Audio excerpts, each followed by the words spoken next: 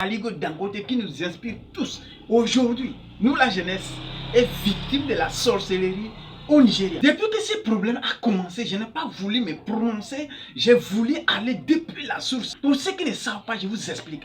Aliko Dangote est allé à l'école comme nous tous. Ensuite, il est allé faire ses études universitaires au niveau de l'Égypte. Lorsque Aliko Dangote a quitté l'Égypte et retourné dans son pays natal, le Nigeria, il est allé voir son oncle, le demandant de le prêter.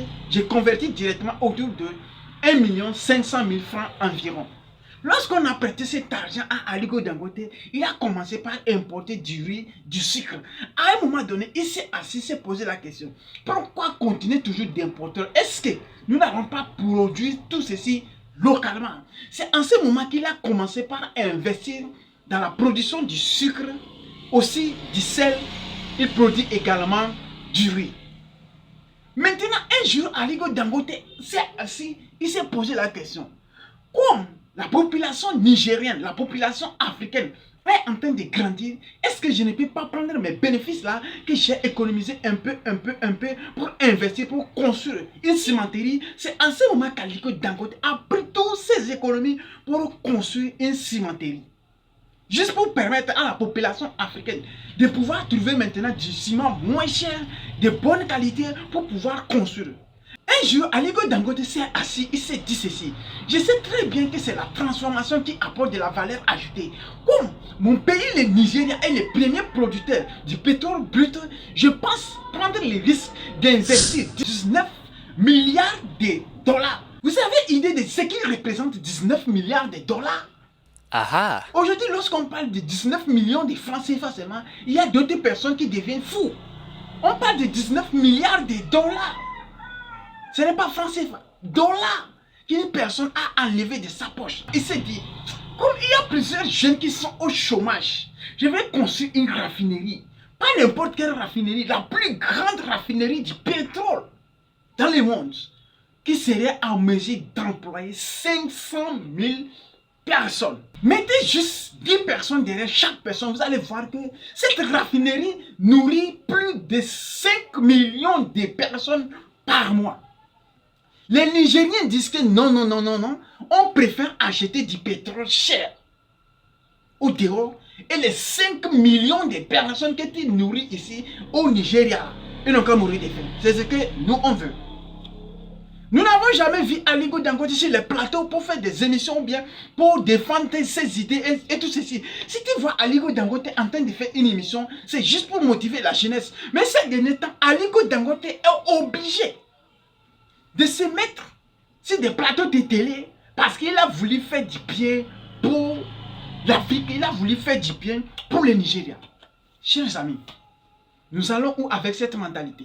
Les producteurs du pétrole brut du Nigeria prennent la décision de ne plus servir du pétrole brut à Aliko Dangote. C'est comme aujourd'hui quelqu'un qui décide d'installer un moulin à côté et les gens disent qu'on ne va plus apporter du maïs que tu vas écraser. Alors le moulin va tourner sur base de quoi? Si c'est qu'on ne veut pas servir du pétrole brut, du fuel à Aliko Dangote, ce qui veut dire que son investissement de 19 milliards de dollars va rester là-bas immobile jusqu'à être ruiné. C'est ce que les Nigériens veulent. Une personne qui décide de laver l'image du Nigeria sur le plan mondial. Parce que mon pays produit, est le premier producteur du pétrole brut. Moi, je vais installer une raffinerie qui va augmenter la valeur de tout ceci afin de booster l'économie de mon pays. On m'empêche. Quelles sont les personnes qui empêchent Aliko Dangote? C'est quelques individus dans le gouvernement du Nigeria. Parce que, retenez bien ceci, l'Africain, il se soucie juste de sa poche. Le reste là, ça ne le regarde pas. Sachez bien que lorsqu'on importe du produit brut, c'est devenu le business des gens. Alors, dites-nous la vérité. Lorsque Aliko Dangote a installé sa raffinerie, on va importer. Ce qui veut dire que ces hommes puissants dans le gouvernement, leur business est mort. Voici ils vont gagner leurs milliards. Ce sont des personnes qui ne se soucient uniquement que de leur poche. Retenez bien ceci, que Aliko Dangote, c'est un vrai panafricain dans ce qui concerne du business. Lorsque Aliko Dangote a commencé par gagner son argent, il n'est pas allé cacher cet argent en Suisse. Il n'est pas allé cacher cet argent aux États-Unis. Il a pris le même argent investi d'abord au Nigeria. Ensuite, dans d'autres pays en Afrique. Pourquoi aujourd'hui nous n'avons pas assez de Dangote ici en Afrique? C'est à cause de cette mentalité. Est-ce que vous pensez que c'est comme ça que ça fonctionne aux États-Unis et nous voyons les Elon Musk, les Jeff Bezos, les Warren Buffett et ainsi de suite? Non! Ils ont su positionner, protéger les zéros, les milliardaires. C'est ici en Afrique que nous décidons de détruire notre premier milliardaire, l'homme qui fait la fierté de tous les continents. Aliko Dangote pouvait aller construire cette raffinerie au Brésil, bien aux États-Unis. Vous pensez réellement qu'il n'a pas été sollicité? Il a été sollicité, mais il a dit l'Afrique d'abord, le Nigeria d'abord. Aliko Dangote, c'est quelqu'un qui rêve. C'est quelqu'un qui a une vision, pas pour lui seul, mais pour tous les continents. Et cet homme, nous devons être soudés derrière lui. Aliko Dangote a prononcé une phrase qui m'a tellement fait un peu mal, qui m'a touché. Il a dit, si c'est que ça n'est ainsi, il va vendre cette raffinerie. Aliko Dangote, tu n'as pas le choix de tenir. Il y a une autre phrase que tu as dit, et puis au moins ça m'a consolé. Là où tu disais, tu n'as pas peur, tu n'as peur de personne. Cette phrase m'a réconforté. Nous, les petits entrepreneurs africains, nous aussi qui aspirons à l'émergence de notre continent, nous sommes derrière toi, soudés comme jamais, parce que tu es le major de notre classe. Toi qui es en train de suivre cette vidéo, j'attends ton avis dans la barre des commentaires. Est-ce que tu es déjà au courant de cette sorcellerie qui s'est organisée derrière la légende des entrepreneurs Aliko Dangote qui est en train de relever les défis au Nigeria pour tous les Nigériens et tous les continents? À vous le peuple nigérien, si vous blaguez et que la raffinerie d'Aliko Dangote échoue, croyez-moi, vous allez reculer de plus de 500 ans. Je dis bien plus de 500 ans, vous allez reculer. Vous n'avez pas idée combien de personnes, combien de pays convoitent cette raffinerie. Vous n'avez pas idée. C'est quelle sorcellerie enfin? Vous voyez l'argument qu'ils ont trouvé?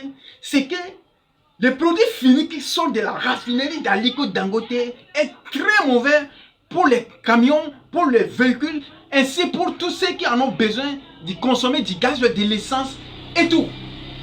Aliko Dangote dit dans l'émission que ils ont fait tous les tests et ce qu'ils produisent, les produits finis, est de plus grande, meilleure qualité que ce qu'ils importent.